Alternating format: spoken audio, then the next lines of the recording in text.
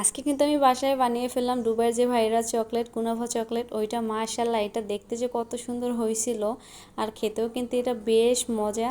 তো অনেকদিন ধরে জারি বলতেছিল এই চকলেটটা বানানোর জন্য, তো আজকে ট্রাই করেই ফেললাম।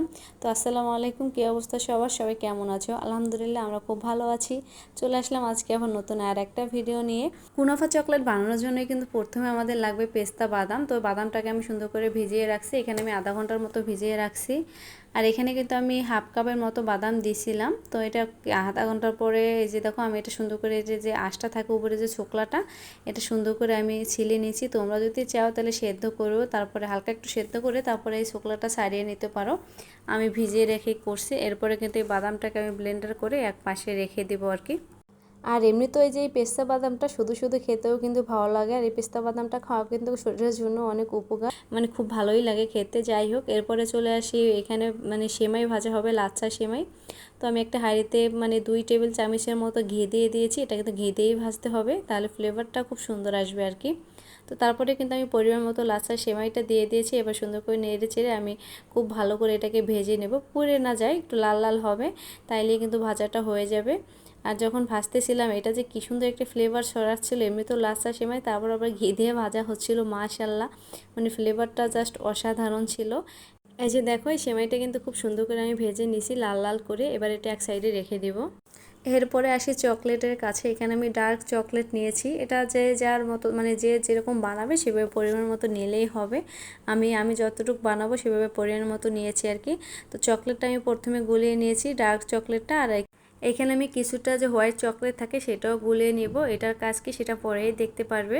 তো এরপরে যে সেমাইটা ভেজে রাখছিলাম আর পেস্তা বাদামটা যে ব্লেন্ডার করে রাখছিলাম, এই দুইটা একসাথে মিক্স করে নেব। এইখানে চাইলে কিন্তু তোমরা মধু বা কনডেন্স মিল্ক যে কোনো একটা ব্যবহার করতে পারো, মানে তাহলে একটু মিষ্টি মিষ্টি ভাব আসবে। আর আমি এখানে আজকে আর কিছুই মেশাবো না, আমি দুইটা দিয়েই খুব সুন্দর করে মিক্স করে নিব। এই তো আমার মিক্স করা হয়ে গেছে। এবার আসি চকলেট মোল্ডের কাছে। তো আমার বাসায় যেই চকলেট মোল্ড ছিল আমি এইটাতেই বানাবো। যে আমি যে হোয়াইট চকলেটটা গুলিয়ে রাখছিলাম ওইটার সাথে আমি দুইটা কালার মিশিয়ে দিছি, একটা হচ্ছে অরেঞ্জ কালার আর একটা হচ্ছে ব্লু কালার। দুইটা মিক্স করে আমি ওইটা এখন এই মানে চকলেট যে মোলটা ওইটার উপরে একটু একটু করে দিয়ে দিব, তাতে চকলেটটা যখন বানাবো কালারটা কিন্তু খুব সুন্দর আসবে। এই জন্য আমি সুন্দর করে সবটাতেই দিয়ে দিছি। এবার আমি এটা কিছুক্ষণ সময় একটু ঠান্ডা করে নেওয়ার পর এখানে আমি চকলেটটা দিয়ে দেব। তো চকলেট আমার একটু ঠান্ডা হয়ে গেছিলো, এই জন্য একটু কেমন মানে একটু মানে শক্ত হয়ে যাচ্ছিলো। তারপরে যখন আমি আবার মানে গরম পানিতে দিলাম কেমন যেন হচ্ছিল না। যাই হোক, আমি এভাবেই ট্রাই করছি মানে মোল্ডে দেওয়ার জন্য। তো আমি কিন্তু চকলেটগুলো সবগুলো মোল্ডেই খুব সুন্দর করে দিয়ে দিব। যখন চকলেটগুলো দেওয়া হয়ে যাবে আমি আর ফ্রিজে রাখি নাই, যেহেতু আমার চকলেট এমনিতে একটু শক্ত হয়ে গেছিলো। আমি এর উপরে কিন্তু যে মিক্স করে রাখা সেমাই আর যে বাদামটা মিক্স করে রাখছিলাম ওই দুইটা দিয়ে দিব, দিয়ে একসাথে দিয়ে আবার চকলেটটা দিয়ে খুব সুন্দর করে মানে কভার করে নিব।